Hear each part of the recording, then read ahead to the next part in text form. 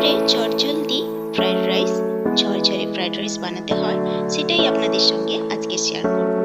নমস্কার বন্ধুরা, কেমন আছেন সবাই? আমি ভালো আছি, আশা করি আপনারাও ভালো আছেন। আজকে আবার একটা নতুন ভিডিও নিয়ে চলে এসেছি। তাহলে চলুন ফ্রাইড রাইস বানানোর জন্য বাসমতি চাল 1 কেজি নিয়ে নিচ্ছি। এবারে চালটাকে ভালো করে আমি ধুয়ে নেব।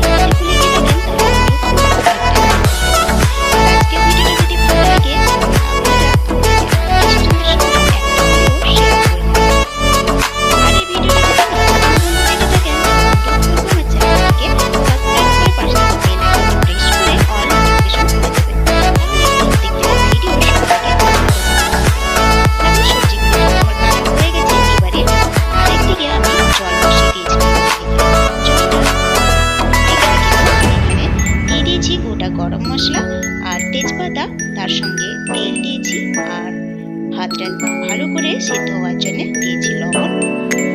এবারে দিয়ে দিলাম একটা লেবু, আমি দিয়ে দিলাম। আপনারা চাইলে কিন্তু ভিনেগার দিতে পারেন 1 চামচ।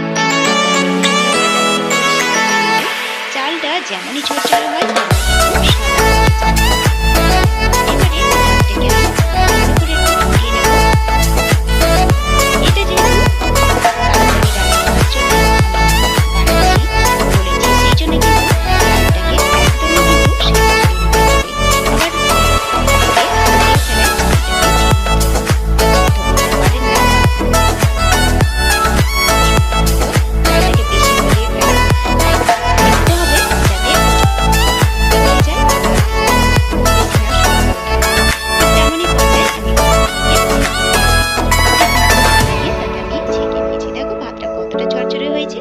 এবারে ভাতটাকে আমি রেখে দিয়ে একটা মশলা বানাবো।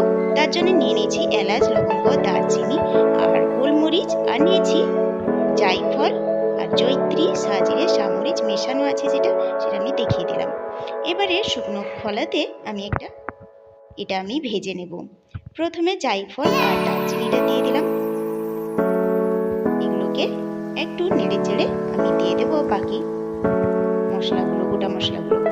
এবারে একসঙ্গে সবকিছুকে নেড়ে চেড়ে একদমই নামিয়ে দেব।